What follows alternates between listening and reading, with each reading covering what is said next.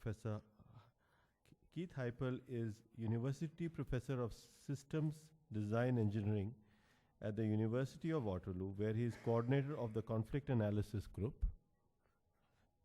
He is Senior Fellow of the Center for International Governance Innovation and former Vice President of the Canadian Academy of Sciences. Professor Hipel thoroughly enjoys mentoring students and is a recipient of the Distinguished Teacher Award and the Award of Excellence in Graduate Supervision from the University of Waterloo. His major research interests are the development and application of conflict resolution, multiple objective decision-making, and time series analysis techniques from a systems engineering perspective. He is Fellow of the Royal Society of Canada, Canadian Academy of Engineering, American Water Resources Association, Institute of Electrical and Electronics Engineers, International Council on System Engineering, and Engineering Institute of Canada. Professor Hipel is also a recipient of many other awards, including the Norbert Wiener Award and Outstanding Contribution Award from the IEEE Systems, Man and Cybernetics Society, Doctor Honoris Causa from École Centrale de Lille, W.R. Bogus Award from AWRA, and the University of Waterloo Award for Excellence in Research. Moreover, he is a professional engineer, recipient of the Engineering Medal for Research and Development from the Ontario Professional Engineers, member of the Power Grid Task Force of CAE, and an associate editor of many international journals. Professor Hipel will be talking about strategic opportunities in system engineering. I bring greetings from the University of Waterloo. We're very proud of the connections with DEI, and we're pleased that you sent your very best scholars to come and study at Waterloo, such as Apurva here. Congratulations on an excellent presentation, Apurva. And we're looking forward to more interaction in the future. So it's a real honor to be here. So this is the presentation of my talk, Strategic Opportunities in Systems Engineering. Let me start with the challenge. So if you're going to remember anything from today, here's the challenge. First of all, many complex system of systems problems urgently need to be addressed using systems science and systems engineering. There are a lot of really tough problems out there to solve. Many of these have been mentioned at the various presentations at this conference. And another challenge, so we have these tough problems to solve. Secondly, extensive research is needed to develop a comprehensive theoretical framework for system of systems science and engineering.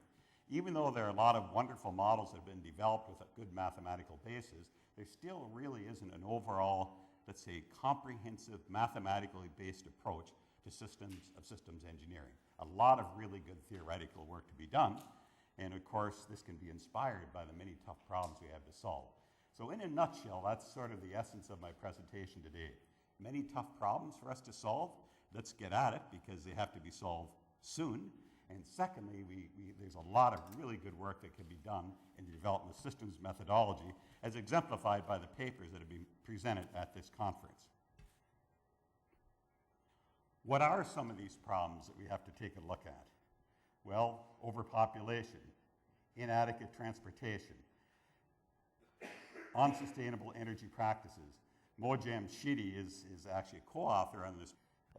Unreliable services. Jim Tien is a world expert in that. Widespread pollution, global warming, economic disparities, infrastructure renewal and expansion, nuclear weapons proliferation. The list goes on and on.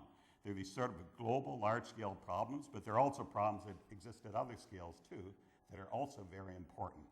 And of course, as we know, these problems are highly interconnected.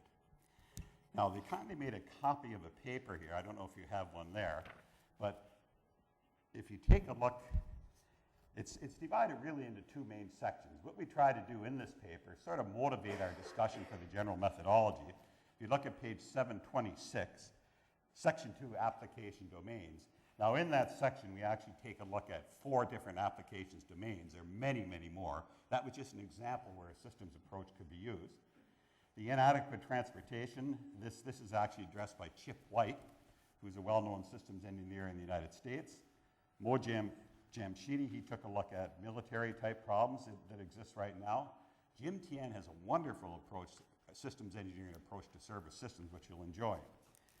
If you flip then towards the back of the paper, if you take a look then at page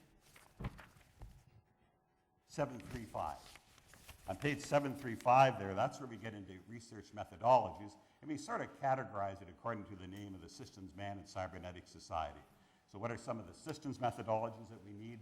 Man indicating decision making, and cybernetics will control and communication of the man and machine. So those are the two main categories that the paper is divided into. Some of the things I'm presenting today are based on that paper.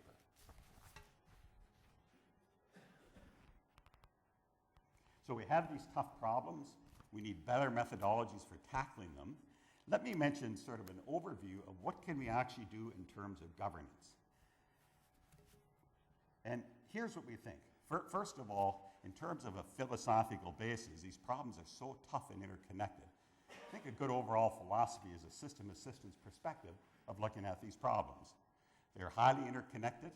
You know, global warming affects agriculture, which affects industry, which affects poverty, and you know, it's the dog chasing its tail. Everything is highly interconnected.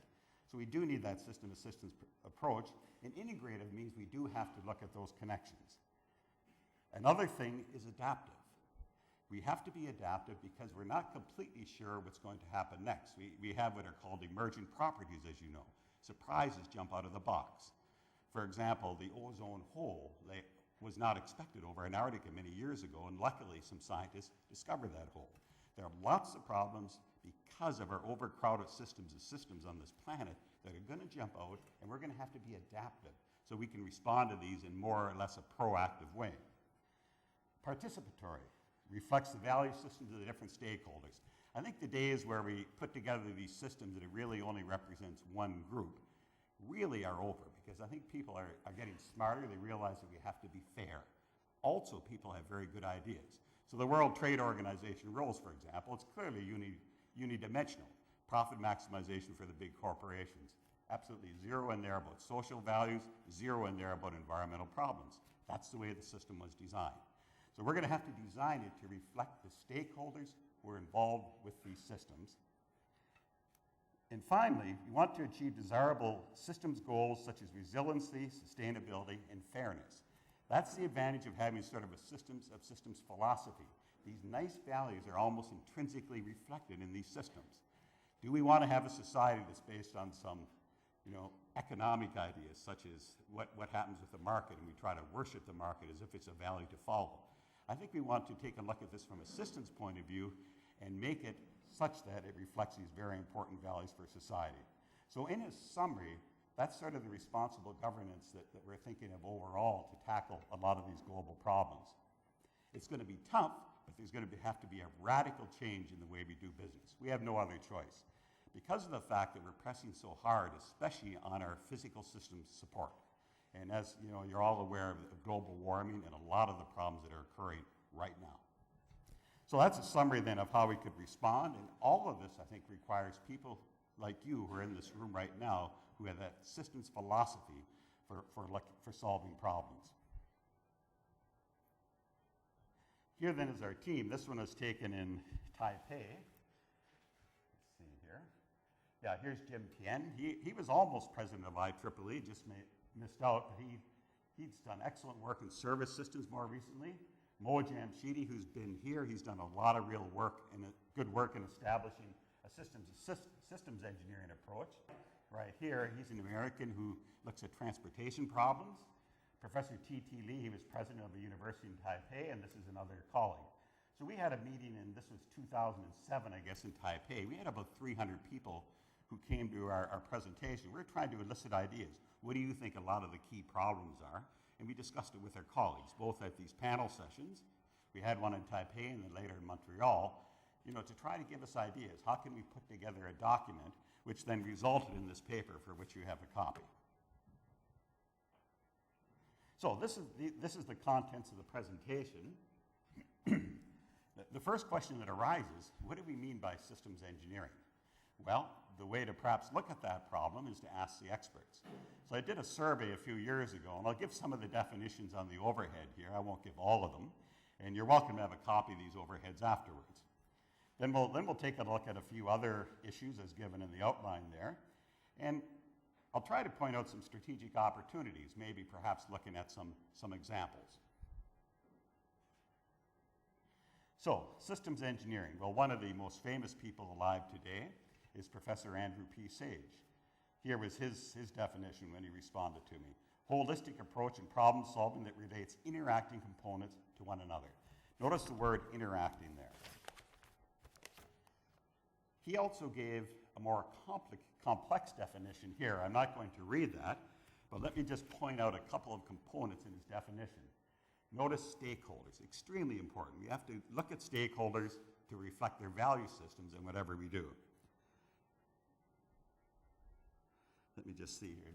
Just take a look at the bottom here. Lifetime of trustworthy service. This whole idea of lifetime, life cycle is important. And he stresses the idea of stakeholders. Let's take a look at Jakob Haynes. He's now at the University of Virginia. By the way, if you're working in risk analysis, he's written an outstanding book in this area. He looks at risk analysis from a multiple objective decision-making point of view. A very, very, very excellent book. Let's just take a look at some of the things that he mentions here. Well, he mentions the idea of holism in his definition. Notice he has the word decision-making. That's what engineering is all about. Design is creative problem solving or informed decision-making. So very important. Here's Pierre Bourne from France. Notice he mentions a global approach. Here's Terry Bahill from the University of Arizona, who's written a number of very nice books on systems engineering. Notice the word interdisciplinary approach. Life cycle here. Sometimes you think of these definitions in terms of, let's say, commercial types or industrial applications, but also they look at the general picture of our global systems. Jim Tien, notice here, life cycle, multidiscipline, cybernetics perspective. I think I'm going to flip ahead here. So I go through another 5 or 6 slides from sort of the experts. I had the luxury of course, seeing all these and then putting together a general definition. So here's the definition that I put together. An integrative and multidisciplinary approach to creative problem which takes into account stakeholders' value systems and satisfies important societal, environmental, economic, and other criteria in order to enhance the decision-making process when designing, implementing, operating, and maintaining a system of systems to meet societal needs in a fair, ethical, and sustainable manner throughout the system's life cycle. So sort of brought a lot of those ideas together. In system design and engineering at Waterloo, we do have the word design in the department. The reason for that, once again, is that's the heart of engineering, creative problem solving, informed decision making. So systems engineering, if you take a look at what it does, here are some of the things that it does. The other definitions were really sort of the old elephant problem, people looking at the elephant from different directions, but notice those definitions had a lot in common. Well, systems engineering, here, let me just mention a few. We recognize that we require both quantitative and qualitative methods, both of which might be totally defined mathematical. Here we tend to use discrete math, set theory and logic. Strategic and tactical levels of decision making, integration. We must look at the entire system, holistic, unstructured and complex problems, single and multiple decision makers. By the way, there's a very excellent book that Andy Sage and Bill Roos edited. It's called the Handbook of Systems Engineering and Management. They just came out with their second edition in 2009. I highly recommend this book if you'd sort of like an overview of a lot of different parts of systems engineering. And also the one by Mo Jamshidi that he edited on System of Systems, which came out, I believe, also in 2009. So we have a lot of different definitions. Okay, it ranges from being quite general to more specific, philosophical to task-driven. In many ways, these definitions are complementary, and as I mentioned, it's looking at the elephant from different perspectives. Okay, so that's the first part. I just wanted to try to figure out as a first step, well, what is a really good definition of systems engineering? We sort of tried to put something together there. I think people do have different perspectives the way to design it, but there's certainly this whole approach of looking at problems from a holistic point of view. So let me just mention a little bit about complexity and adaptability of. Well, you may recall that there were quite a few books that came out in papers on large-scale systems, and there's been a lot of work done more recently in complex adaptive systems. So let me just mention a few of these. I'll just mention the titles. Andrew Sage, for example, in 1977, he had a good book on large-scale systems. Blauberg in 1977. Mojamchidi also had a very good book on large-scale systems. Yakov Hames, Hierarchical Holographic Modeling, 1981. Ziegler, 1984. There are other books, by the way. This is just a sampling. Here we have Gordon, A.D. Hall, Metasystems Methodology. Warfield, who unfortunately died about 2 years ago, Social Systems, Planning and Complexity. Andrew P. Sage, he had a book on systems engineering in 1992. And you could go down the list. There are a lot of other books available. I know in your Systems Society here in India, you produced a lot of excellent papers and books. More recently, there's the book Systems Engineering Principles, 2001. So you can see then we went from sort of large-scale systems, and then if you notice in the titles, it's starting to say more and more systems engineering or systems of systems engineering. So luckily, we are creating a very good literature, and once again, I know in India here you're doing a lot of good work. As I took a look at your journal there, of course, that I've seen previously, and keep up the good work. Complex adaptive systems, there's some good work that has been done there. We have different kinds of agents competing and cooperating with one another. The agents can be intelligent, can adapt, can learn, behave according to their value systems. That's a nice thing about these approaches. They recognize that up front. They're different value systems. So decision-making involving agents may be distributed over space and time and within and among different types of systems.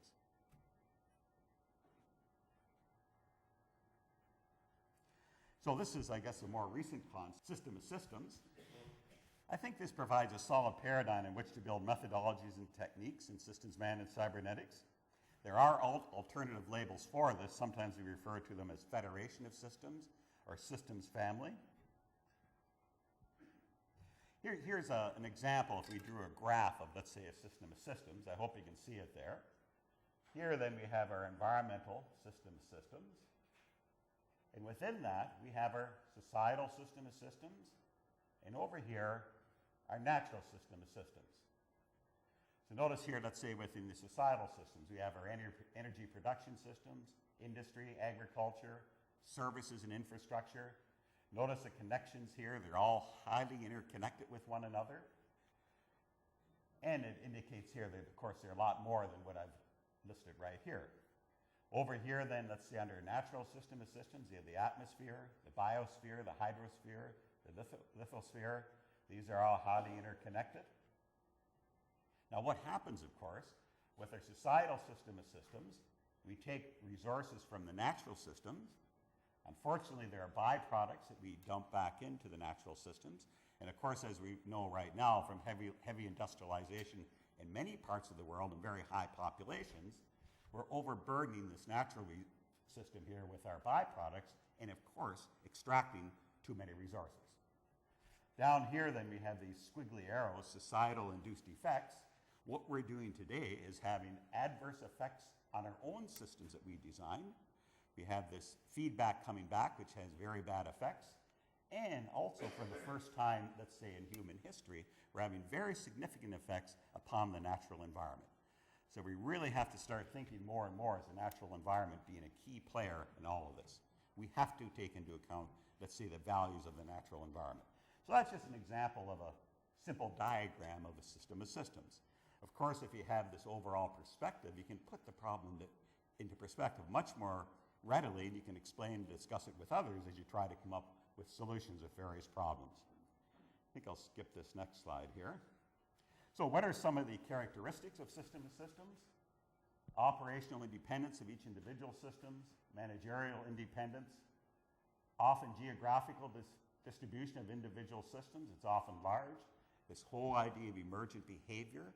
We're not sure what could jump out of the box next, so we have to be ready.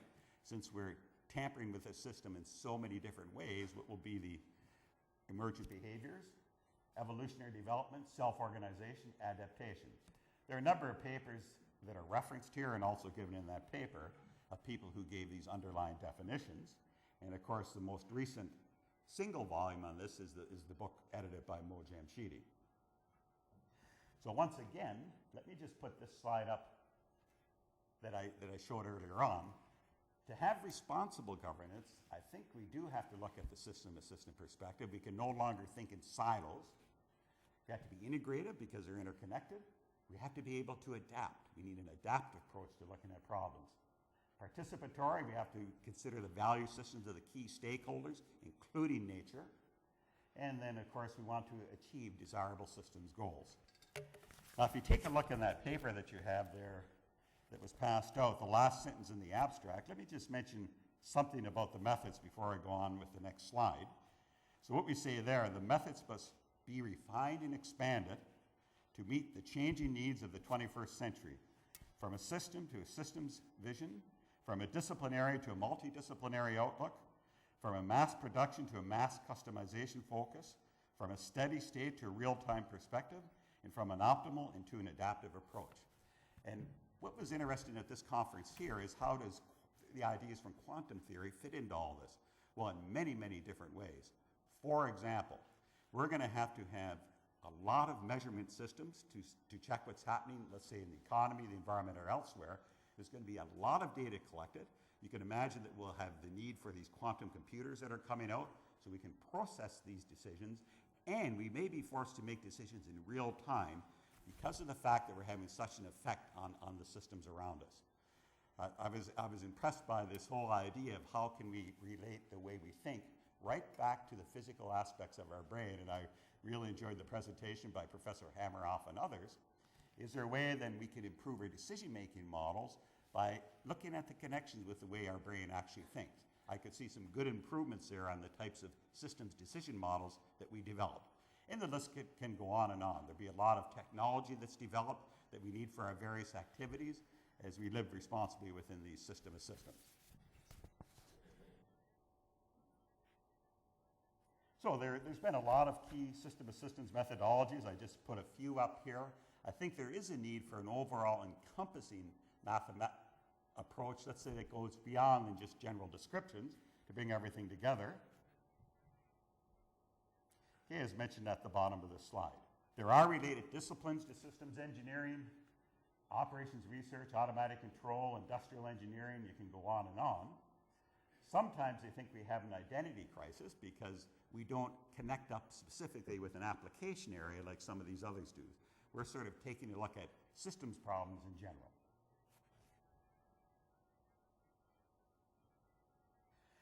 So, I just wanted to point out that in that previous section, there has been good work done developing systems methodologies, but the message I'd like to get across is there's some real challenges to develop some really, really good methodologies. A challenge to the students here at DEI and Waterloo and elsewhere. A lot of really good work to be done that needs young minds. And what makes it even more pleasing is that there's so many tough problems out there where you can actually go out and help society. You know, choose an application area where there's a real need to solve problems that'll naturally point you in the directions where research is needed rather. I think that almost all the research that our students do in our department at Waterloo, the students have this tough problem to solve, and that sort of gives directions as to where research is needed. So, you know, Approver here was mentioning this whole idea of these smart grids. You know, we are trying to get into different types of energy systems to supply society, and we also need smart grids to do it in an effective way. So that's what I was just trying to point out in the second section. This third section here, I just want to mention that there's sort of some nice general approaches developed within which we can use our systems methodologies. So I'll just briefly mention a few of these from the literature. So here are some approaches to creative problem solving. So we have many similar overall procedures that are available, as I just mentioned. So within these general procedures, we can use our more specific techniques and methodologies. Okay, so let me just mention a few of them. Here is one by Yakov Hames, Guiding Principles in a Systems Engineering Approach to Problem Solving. I'll just point out a couple of the steps, which I think are fairly obvious. I think this is what we teach at most systems engineering schools and other types of schools. So the idea of holism, hierarchy, often there's no single overall solution. There might be a set of them. We have to take into account culture, vision, mentality, interpersonal relationships. I like that. We can no longer just look at this, let's say, the physical aspects of the problem. We have to consider these others. It's all part of the same problem. Address uncertainty, extremely important. And I won't say anything further. You just had a presentation on that. Look for continuous improvement, cross-disciplinary. Focus on the centrality of human and interpersonal relationships. So these are some of the things that Jakob Hames had to say at the University of Virginia. And he says this in his book, by the way, Risk Modeling, Assessment, and Management. I should update that. A third edition just came out. I believe it's 2010 of his book. And he discusses some of these issues in his risk analysis book. So here is a list of 13 logical steps. I don't think I'll go through these, but these are just sort of a general approach then to implementing our systems approaches. Sort of the type of thing you would take in any type of design course. Now there's a rather nice book. It's called The 7 Habits of Highly Effective People by Stephen Covey. How many have read this book? Anybody read that book? Oh, wow. Anyway, that was a very popular book in North America and Europe, I believe. And it's quite a nice book. And he sort of looks at a private victory within yourself. Maybe the word victory isn't a good choice, but you want to be proactive.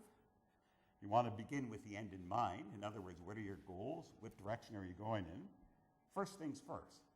Solve the most important problems first, and then you can fill in some of the other details later. Public victory really means interacting with others. So you want to think win-win. Is there somehow all of the stakeholders together can somehow be better off if we solve the problem?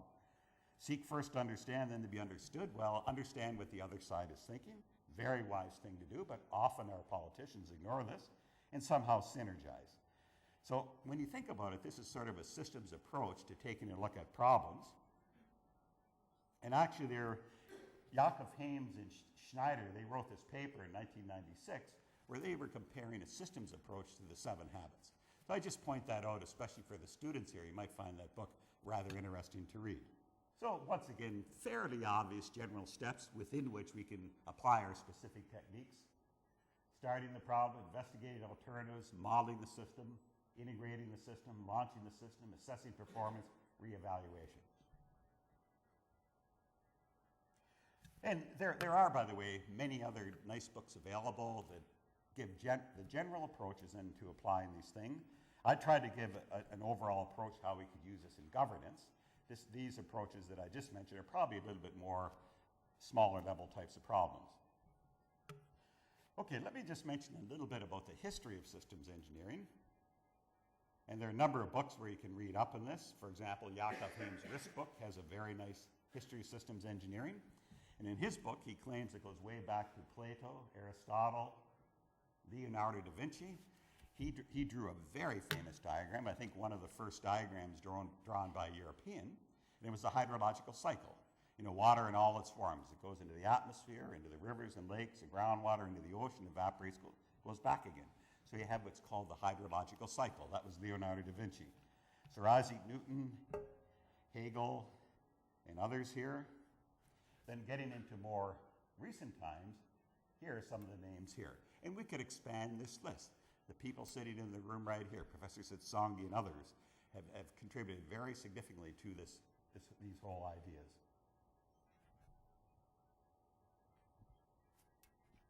So it does go back a long way. People, I think, for some reason, naturally, I think we think in a systems approach. But what's changed today is more than ever, we really need this in order to properly run a society that's fair and just. Norbert Wiener, one of my favorites, a mathematician, engineer, and social philosopher, he actually coined the word cybernetics. It comes from the Greek word for steersman on a ship. And he wrote this landmark book on cybernetics, which is published at MIT in 1948. In 1961 is the second edition.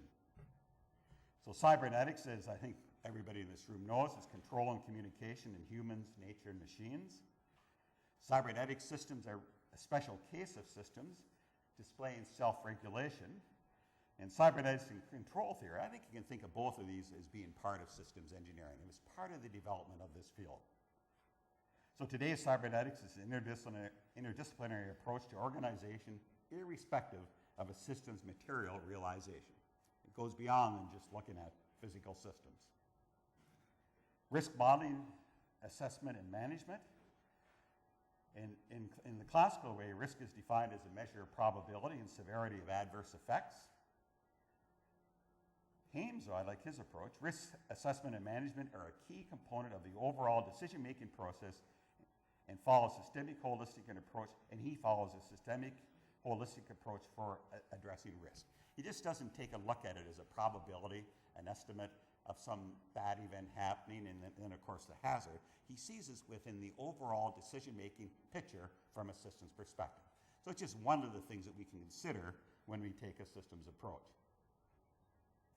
Some key methodologies used in systems engineering, of course, set theory, logic, graph theory. I'm not speaking about this today, but we've done some development in conflict resolution where a graph theory is the basis of this methodology. And I noticed that a lot of people here were looking at graph theory systems and quantum theory. It's just sort of a natural type of mathematics that's useful in systems. We have to look at multiple participants, multiple objectives, optimization, some new approaches mentioned this morning, uncertainty, and other areas of discrete mathematics. International societies, I list a few of them here, but in North America we have the IEEE Systems Managed Cybernetics Society. I guess that's around the world.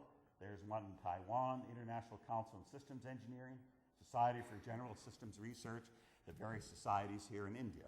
Okay, so that was just a little bit about the history. In a sense, systems engineering has a rich history. People claim it goes back for thousands of years. I know in Eastern philosophy, and I hate to even try to state anything about this, but I think this is sort of an approach that is quite natural within the culture of the eastern part of the world. So what are some of the strategic opportunities? Well, let me just mention a few of them that the people who I surveyed came up with, and then we'll take a look at a couple of specific systems problems. Now, when I surveyed these various people for a definition, I also asked them, well, what do you think are some of the key opportunities? In other words, tough problems to be solved. And let's just look at a few of those. So here's Andrew P. Sage. Let's just take a look at what he had to say. So he liked this idea of taking a systems approach to look at problems. Transdisciplinary nature of systems engineering. And we need professionals from a variety of areas to take a look at these problems. Those are some thoughts from Andrew Sage. Here is Jakob Hames. He saw a lot of potential in software engineering. Globalization, he thought, was an important problem. Risk of extreme and catastrophic events. Well, we see this happening in nature because of the way we're perturbing the system, and we get these reactions back because of that. And we see what's actually happening in our economic system, the collapse of 2008. So these extreme events appear to be increasing. We need a systems methodology for handling this, so we can make better decisions. Let's see, I think I'll skip this one here. This repeats what I just mentioned, the emergence of globalization, the flattening of our world, and there's going to be more competition than ever. Let's take a look at a few more ideas. Let me skip that one. Pierre Bourne. The integrated conception of a product, system, or service, and its system of production and realization. Innovation and optimization, once again. Optimization of industrial systems, and logistic and supply chain. I think this is an important right here, logistic and supply chains, because the economies have been integrated around the globe. Of course, supply chain management, logistics, a very important topic. It requires really a systems philosophy to take a look at it. And as I mentioned, Jim Tien has written a number of excellent papers on this topic. Okay. Here, Jim Tien, then let me just mention his slides here yet. Service systems engineering, especially in regards to emerging electronic services, decision informatics, simultaneous management of supply and demand chains of goods and services, especially in real time, leading to mass customization. Okay, so in other words, if you walk into a shoe store, they'll have some sort of laser device that measures your foot, and they'll make the shoe right while you wait, let's say for 10 or 15 minutes, and you end up with a perfect fit. So more and more people are demanding that they have products that actually meet their specific needs. So I think this customization is a very important idea. Now, it goes on there, and you can get a copy of these slides later, but let's take a look at a couple of systems problems that now exist in the world. So I put together a number of slides here dealing with some tough systems problems, just sort of an overview of what's happening. And here's the list right here. Let's start out here with Singapore. This is a good news story. Singapore was the first country in the world, now somebody will say it's more like a city-state, but in fact it is quite a powerful nation that was designed entirely on systems principles, right from the start. So people often ask, well, has this ever been used? Yes, here's where it was used to design a whole society. Now these slides I'm using with the permission of this gentleman right here, Professor Liu Pao Chung. He was a member of the group of people who helped found the nation of Singapore, and he's at the University of Singapore. So this is what he had to say. He gave a keynote address in Singapore at our IEEE Systems Man and Cybernetics meeting. Okay, well, first of all, he sees the big picture. Singapore, by the way, is almost nothing. It's a flat island. I forget how many square kilometers, maybe 300. It has no resources, has very little water because the land area is so small. In other words, the only thing that it had was people who could think. So when the British left, when it became independent about 40 years ago, here was a nation with almost nothing. It was, of course, strategic. It was partially developed as a very good port, but it was basically starting out close to the bottom. So what did they do right from the start? Okay, well, they had different things: economic development, national security. Here we have good government. They're interested in stability. Overall, they want to have confidence in their nation, but it needs these various parts of system of systems. Labor harmony, racial harmony, clean plus corruption-free society. So right from the start, they said, well, what do we really want? I mean, you don't just let this fairy tale of the marketplace handle it. You actually think and make a decision. You think, this is what we want. Now, having said that, they're also adaptive. If some things don't work quite that well, then of course they'll change it. But you do have to think in advance. What direction do you want to go in? And here's an example where it really worked well. There's the nation of Singapore. You can see it's really just an island state. This area right here now is the largest port in the world. They even had to make a man-made airport over here at Changi. And they brought the Dutch engineers to help them with that because they reclaimed a lot of land from the sea. So here's the land area. Sorry, it's 704 square kilometers. That's not very, very big. About 20% is reclaimed. So they're like the Dutch. They actually made a lot of land of their own.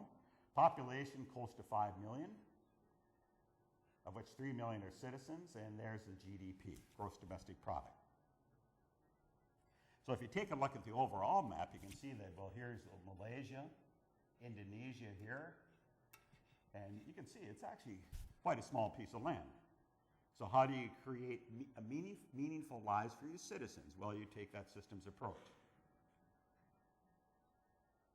They like to think of it like a diamond. It's hardened with stress and hardship. So it's an artificial diamond created by stress. So what do they have to do to strive and thrive? Survive and thrive?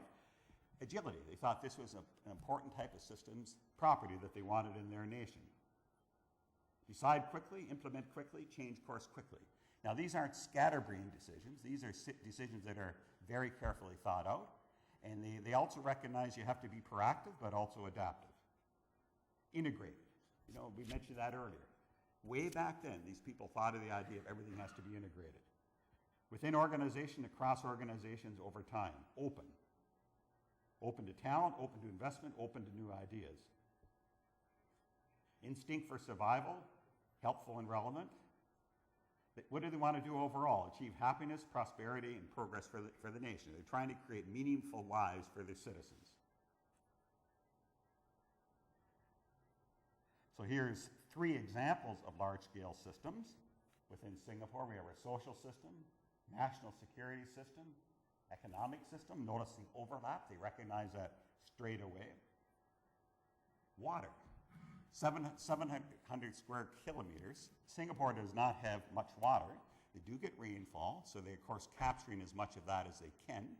They've drained some of the inlets from the sea, and they have created lakes where they store fresh water. They import water from Malaysia. There's a big pipeline, I don't know if you've seen it, where it crosses the border from Malaysia to Singapore. But what they've done is they developed desalination plants. They have a worldwide patent on filters to filter out the salts from the water. They're building these plants now worldwide. I toured one of their desalination plants when I was there last year. So no water, and all of a sudden they're a world expert in water. Now isn't that amazing? Or very little water. They're now building a sewer system. It goes down, oh gee, it's over 100 meters, straight down below the city. It goes underground to Changi Airport. It comes up there, and they have a sewage treatment system right there. All of that water is totally recycled, of course, used in industry and some agriculture that they have. So they have a complete life enclosed cycle then for their water. So you see they had a shortage of water, they somehow planned for it, and now they're the world experts in many areas of water, doing much better than Canada, that has supposedly the largest water resources in the world. So just absolutely amazing. Here we have manufacturing.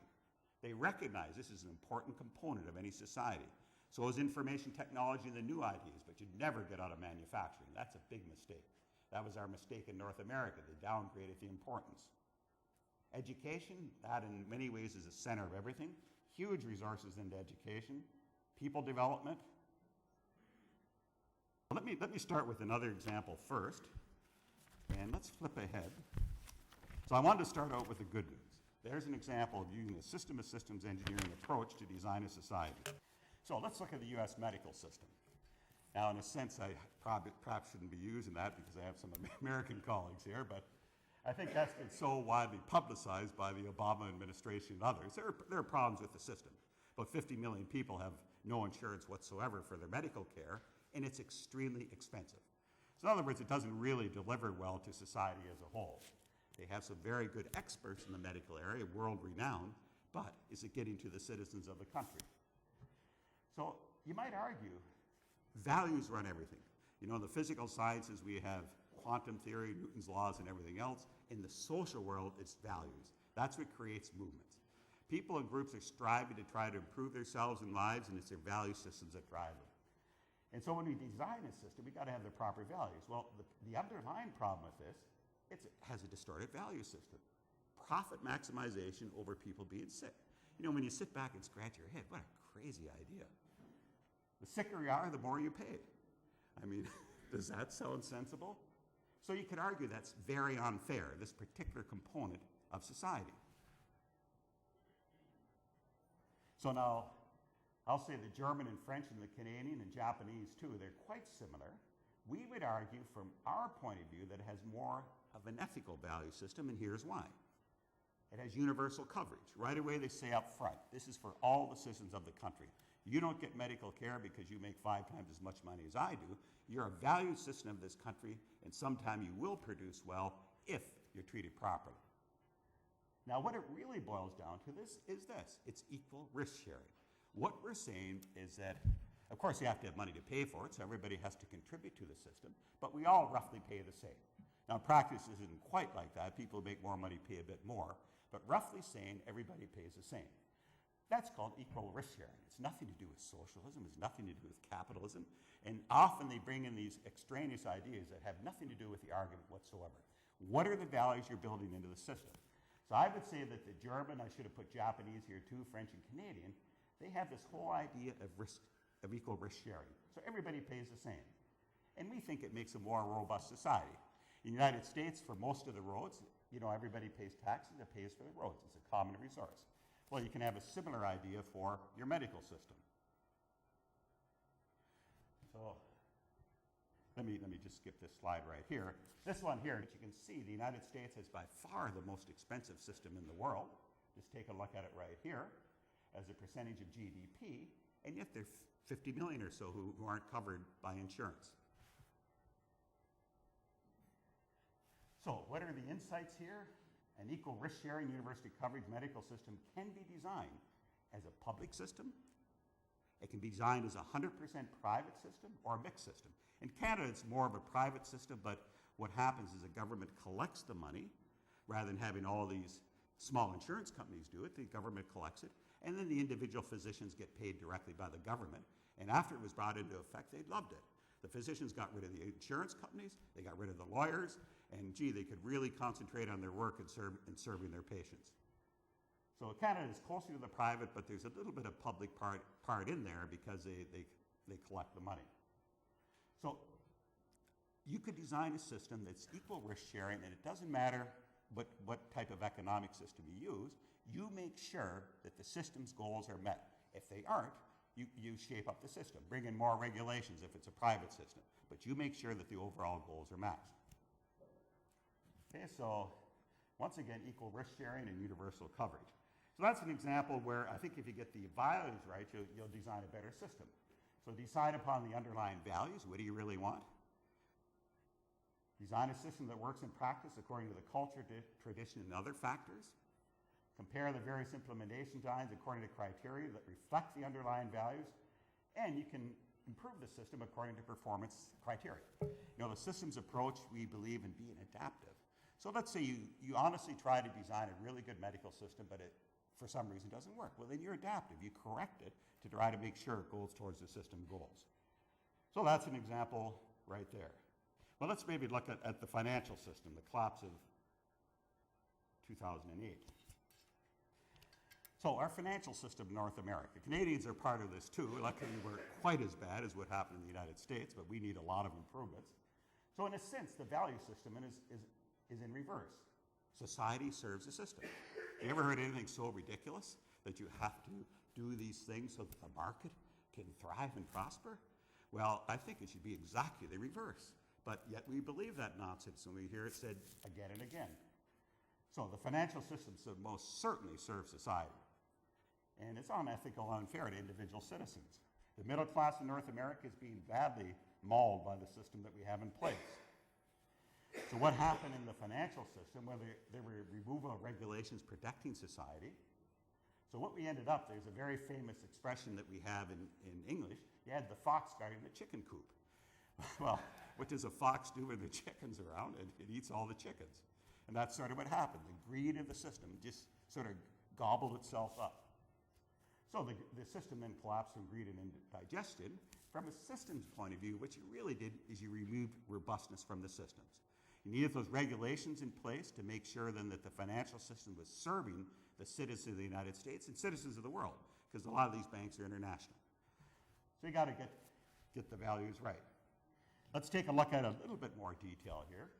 So recall that they had these subprime mortgages.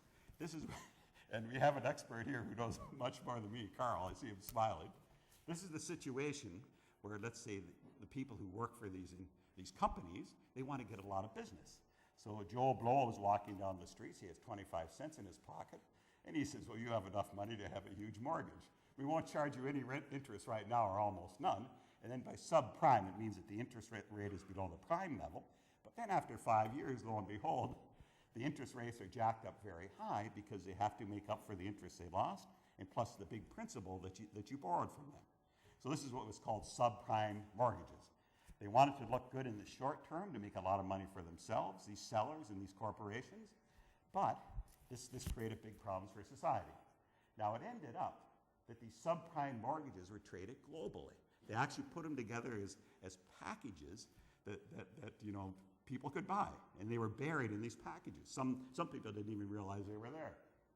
So here's another problem. Mortgage lenders disconnected from mortgage buyers. I'm sure while you're a student approver, if you loaned $1,000 to somebody because they're in dire need, but you knew they could pay you back, well, you'd probably start worrying if you didn't hear from them for a few years, right? Well, here's a situation where the lender is disconnected from the person who he loaned the money to. So what we really ended up with, if you think of it from a systems point of view, we had unbounded uncertainty. So here are these bombs that they're sending around with all this uncertainty inside of them because of the subprime mortgages.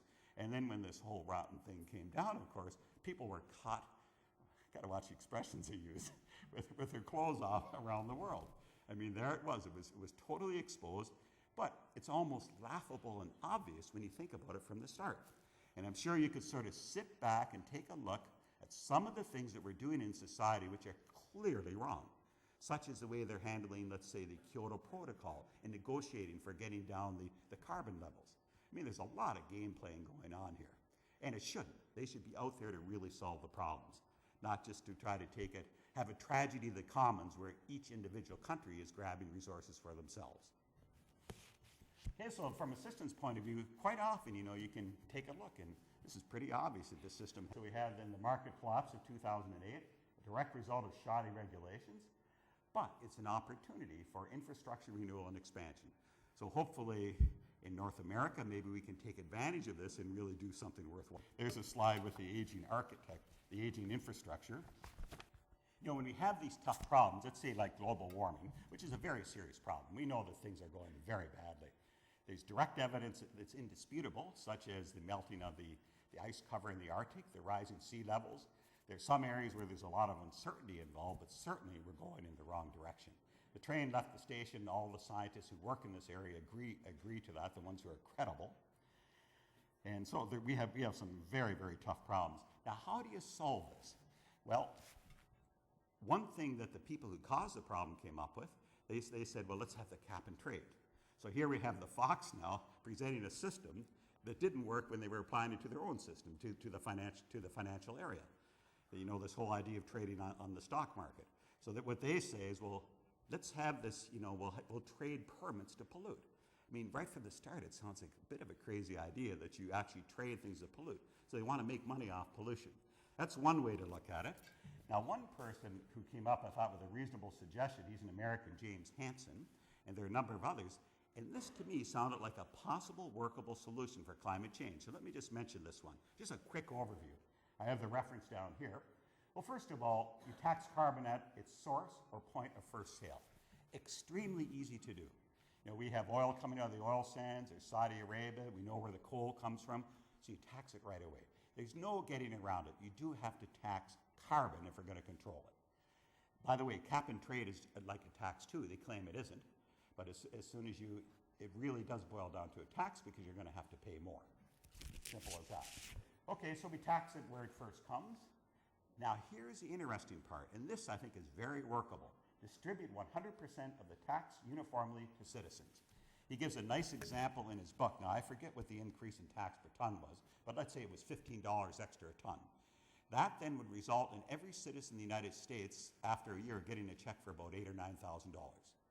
So they tax the carbon, they give it back to you as a consumer, and you can decide, am I going to buy more expensive things that have a big carbon imprint, or I actually make money on this and then buy things that have a less carbon imprint. So we get strawberries from California in southern Ontario. Well, the strawberries I buy there in the wintertime are going to cost a lot more.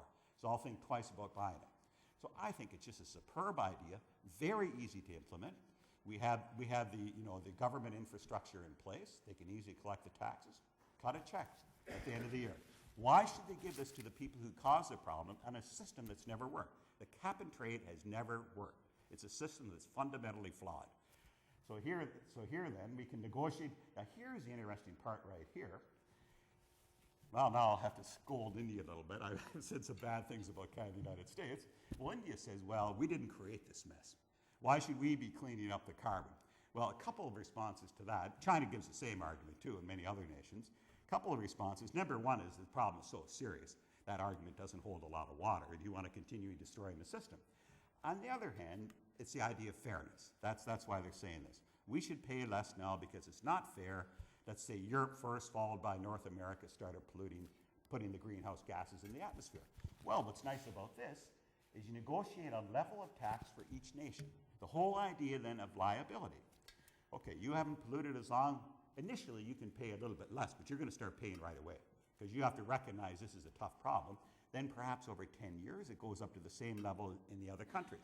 Don't forget, this tax you collect stays at the nation where they collect it. You're not losing that money. It's going to stay right here in India. Okay, so I think that's negotiable. I think that's just a wonderful idea. This one he calls the fee. This one is the dividend. The citizens of the countries get it. This one is the liability. I think this is negotiable. So instead of having this ridiculous situation where, let's say the developing world digs in at heels, said, no way. The United States and Canada now, they say, well, there's no way unless you pay the same as us. I don't think that's a good argument either. Here's something then that takes care of that. And then what we do is increase tax over time to bring the carbon use to the desired level. That's survival. Now, of course, coupled with this, they would keep reducing the levels of carbon that can be released overall. But having this sort of then economic incentive to control it, I think is a good idea. So that's the first idea. It's nothing to do with me whatsoever, but it sounds like a good systems approach. I think it's workable, and I think it's something that can be done. So why aren't our politicians doing this? I think we have to get after them. And let me just finish then with this final slide, the one that I gave earlier. Whoops. I think I have another one here, yeah.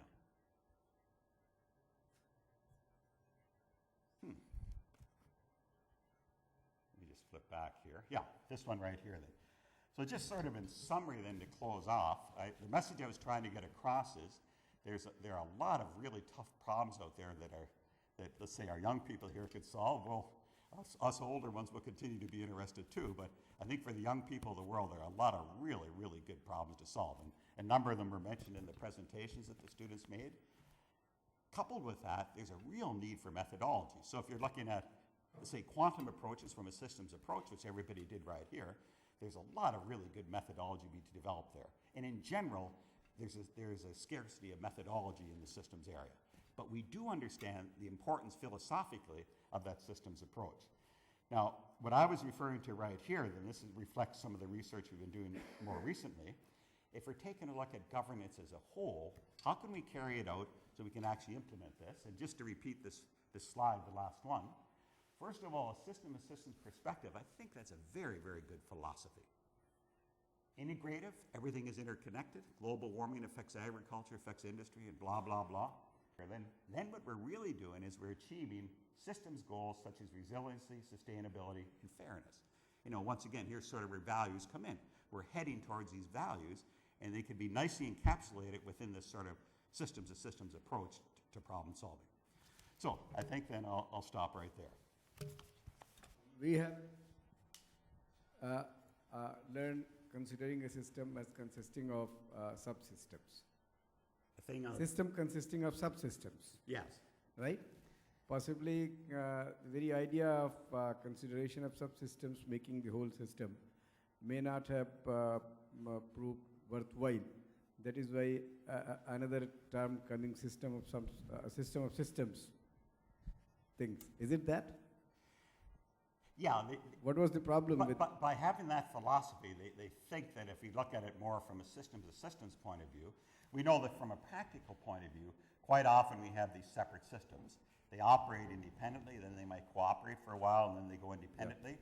So if you recognize that, perhaps in the development of the methodology, you'll have mathematical structure within that to reflect that could occur. Whereas with the subcomponent approach, you know, the component is sort of always a subset of the overall systems. Yes. It doesn't have that opportunity for independence as much. A system consisting of only components is understandable. They compose the system. Whereas a system consisting of subsystems may have had problems because of which this appeared. Like, take for example, Europe. All countries existing independently. Right. And finally, they all coming together and forming a European Union. Right. A loose federal structure sort of thing. Right. So if you do not have any integrative structure, if you do not impose any order that the European Union brings in, then what happens that individual countries may survive in the problems. But if you have an imposed order, then all may fail simultaneously one by one. A cascading effect may occur, something that is happening today in Europe. Right. So what I'm trying to understand, and possibly the comment query what I have is that analyzing a system as consisting of multiple systems is good. Right. But designing a system by considering many systems may lead to various types of failures that may have cascading effects. Yeah. So whether this interplay between the study of systems and designing a system with the same approach would have certain consequences that need to be studied, or okay, I understand. Doing one would lead to doing nicely the other also. Yeah, I understand what you're saying, and I would say then this idea of being adaptive. So the Europeans thought they had a good system there, and let's face it, was working very well. And I think it's still working well in many ways, but now they're being adaptive. Now they're really thinking, now do we also have to have fiscal policy within this agreement?